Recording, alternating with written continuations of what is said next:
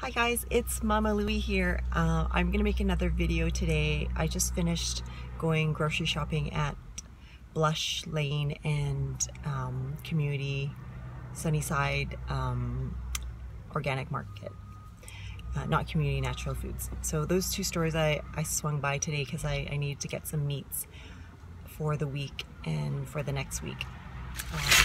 So I was at the butcher shop just before the Sunnyside Organic Market, and it was called Meadow Creek Meat Shop, and I took a look at the meats in there, and on the labels it didn't say anything about what the animals were fed. And so I asked the store attendant, what did these animals eat on the farm? And she couldn't answer me. All she could say was that they were humanely raised, and they that they are raised as they should, which is great. So I think that's one thumbs up. But the other thing that I want to know is that if they were fed GMOs, and if they were eating stuff like corn and soy and canola, barley, flax, peas, any of those yucky stuff. So it's really great that you're getting your meat without antibiotics and without hormones, and that they're free range and that the animals are happy. But it's even better if they haven't been fed the GMOs, because it's really easy to just buy that type of feed for the animals at the co-op. So the farmers go to this co-op and they have these feeds that they can buy them, and inside the feeds are basically like grains and GMO derived type pellets that they feed the animals. So you just want to make sure the feed is all organic or just natural, non-GMO stuff.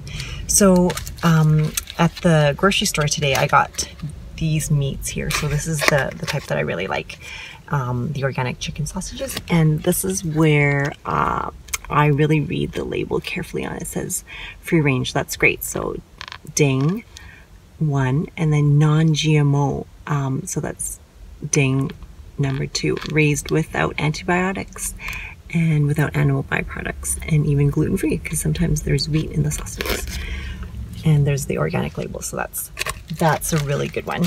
And then I found these ones at the Sunnyside Market, and I'm really happy to find these, because the one butcher that I went to, I asked again what the chickens or turkeys were fed, and he couldn't really answer me. And this is what the answer that I wanted to find is: no soy, corn, or GMOs. And says soy-free chicken from Alberta. Terrific. So that's really great. And the guy at the meat shop also said, what you're looking for, lady, is really hard to find, and I'm not sure if you can find it. And I told him, you know, I'm a mama that will find what I'm looking for. And sure enough, I found this the next day afterwards, non-GMO stuff. And then this is the bones that they also sell. That's soy-free from Alberta, and raised ethically, which is really great. And yeah, so this bag, I think there's just one carcass in here with some necks, is $10, I think. And I used to get meat from a meat shop that I've been going to for 25 years in Chinatown. And one day I went there to ask where his meat comes from and what they feed the animals in his meat shop. And he couldn't answer my question, and he was very offended by my question. And I knew right away that, okay, I'm just buying mystery meat, and he's selling mystery meat, and don't really know where his meat is coming from. So if you're one to not want to buy mystery meat or factory farm meat, know where your meats and your animal products are coming from. Another thing that I got today at Blush Lane, so I was at two stores, Blush Lane and the Sunnyside, was these chocolates here. These are milk chocolates or dark chocolates, and this is sugar-free. So as you know, some people can't even imagine going sugar-free because it's very hard. You get sugar cravings. You know, I'm human. I crave sugar. It's very tempting at times when you go to a birthday party and everybody's eating cake, and you know, there's just maybe vegetables for you to eat. But these are the chocolates that I reach for. It's called Lily's Milk Chocolate Bar, and it has no sugar added. So that's really important because it says sugar 1 gram. It's really important because when you ingest sugar, that's what causes the inflammation in your body. And I also reach for these snacks, you know, sparingly sometimes. I can't say that I don't snack sometimes because it's hard. You know, you want something crunchy, and these are relatively healthy and relatively on the plan. So it just says plantains, palm oil, and sea salt. So 3 ingredients. I really like that. If you can only read 3 ingredients that you're eating, that's terrific. I'm sorry, frog in my throat. And then it's also non-GMO, so you know that these plantains are not some type of frankenfood that you're putting in your body.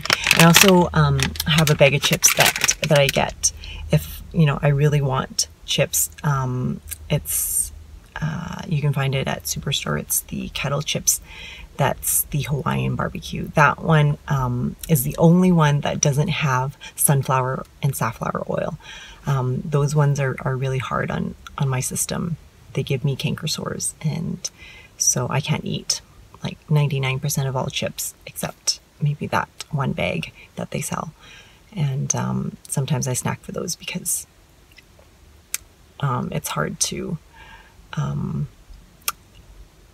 go without some snacks at times. And if you have cravings, then you can reach for those bags of chips or plantains and just take a couple bites. You don't want to be eating the whole bag, which is really bad on your system. I also wanted to talk about the natural sweeteners that you could use if you are going sugar-free. Of course, you don't want to be taking the artificial sweetener route, which is the sucralose, aspartame, Splenda, and I think dextrose. So in our home we use stevia and monk fruit, and these are some of the sweeteners that we use in our drinks or in our yogurt, coconut yogurt that's no sugar or sugar-free. And I just got back from Salt Lake City, so the United States of America is awesome for variety because they had so many different flavors of stevia. Like here we only have vanilla and stevia, which is like no taste sugar. But in the United States they have dark chocolate stevia, which is really yummy. Okay, and then they have French vanilla stevia, which is quite tasty too. It's also non-GMO, which is great.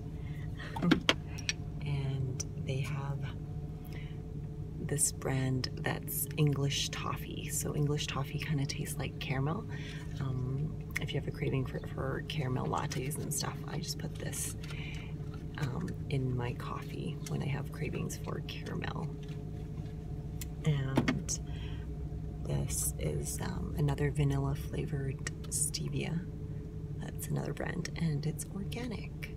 So yeah, like sometimes I want to have a little bit of flavor in my coffee because, you know, it's just black coffee that's bland. So I add a bit of toffee or vanilla, and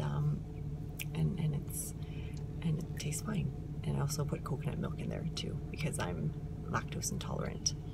So I hope you find these videos useful. If you'd like me to make more, please rate, comment, and subscribe. Thank you for watching. Mama Louie. Bye.